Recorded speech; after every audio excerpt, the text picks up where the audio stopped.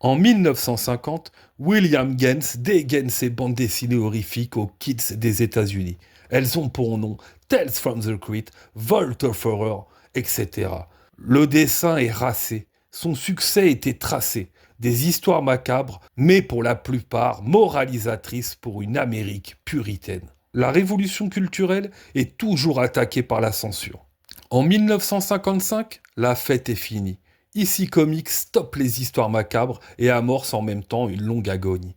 Parmi ses fans, de nombreux futurs grands réalisateurs allaient s'en inspirer pour leurs futurs films. Faisons un bond dans le temps, en négligeant volontairement les deux médiocres adaptations anglaises des Contes de la Crypte. Nous sommes en 1989. Robert Zemeckis, Joel Silver, Walter Hill, en producteur de luxe, lancent la série des Contes de la Crypte sur la chaîne HBO. La série est un grand succès planétaire. Les Contes de la Crypte est pour tout fan d'épouvante une bénédiction. Contrairement aux séries chronophages, chaque épisode est indépendant.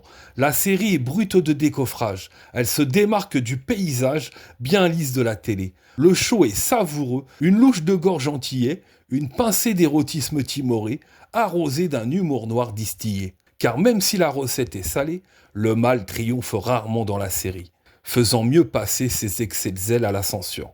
Chaque épisode est présenté par une goule squelettique au rire tuberculeux, faisant des jeux de mots vaseux. Le gardien de la crypte est un atout certain pour la série, devenu immédiatement un personnage incontestable de la pop culture. La marionnette, hautement charismatique, fut conçue par Kevin Yagner, entre autres le papa de Chucky. La musique du générique est orchestrée par le grand Danny Elfman. Rien n'a été laissé au hasard. Les Contes de la Crypte est le digne successeur de la 4e dimension. Les plus grands réalisateurs du cinéma d'horreur se prêtent à l'exercice avec plus ou moins de malice. La série fera les belles nuits de M6 dans l'émission Les Jeudis de l'Angoisse.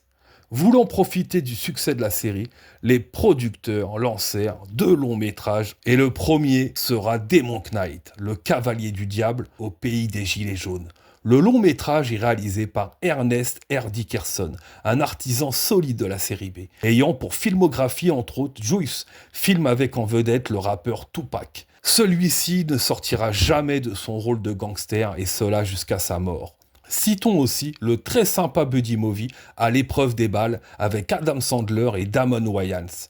Ou encore Bones avec Snoop Dogg où le rappeur canin se la joue Freddy Krueger du ghetto.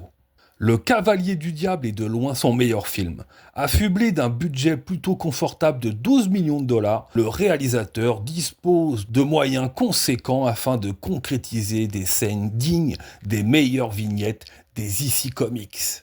Dès l'introduction, Ernest Dickerson veut se différencier de la série télé. De la nudité frontale et du gore envahissent le grand écran. Le scénario est très efficace et ne se perd jamais dans ses intentions. Le film est à la hauteur de ses ambitions. La photographie luxueuse de Rick Botta renforce cette sensation. Le casting du Cavalier du Diable n'a pas été négligé au détriment des effets spéciaux.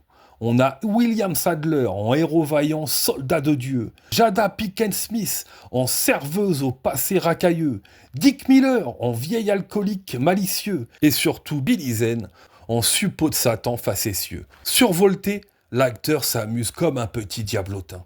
Cruel et charmeur, une sorte de forain plaisantin au pouvoir maléfique. Billy Zane rayonne à jouer un caporal des ténèbres. Sa prestation sera remarquée par James Cameron. Et l'acteur jouera encore le méchant dans le titanesque Titanic en 1997. Habitué à voir le pied marin, ayant auparavant interprété un assassin dans Calme Blanc. Dernier coup d'éclat avant de sombrer dans les eaux obscures de la série Z. Ainsi soit-il, le Cavalier du Diable restera un moment de grâce de cet acteur sous-exploité. Les effets spéciaux sont supervisés par Todd Master, jamais ridicules, souvent spectaculaires. Respectant tout en réinventant la charte graphique des BD d'origine.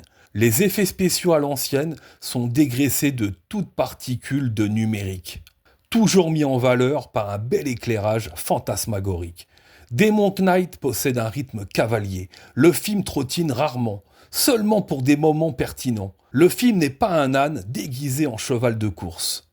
Pour l'histoire, c'est la lutte éternelle entre le bien et le mal, classique mais loin d'être simpliste. Le film est un huis clos jamais ennuyant.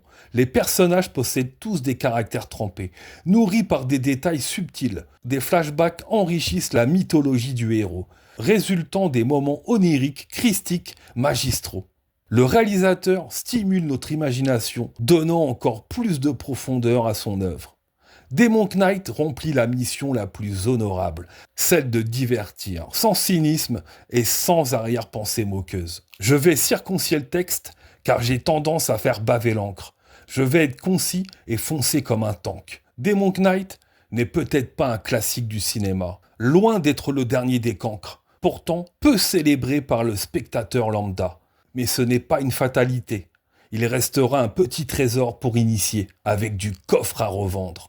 Laissez-vous surprendre, le gardien de la crypte vous tend ses bras décharnés. Refusez l'étreinte et vous manquerez à vos devoirs de bisseux déchaînés.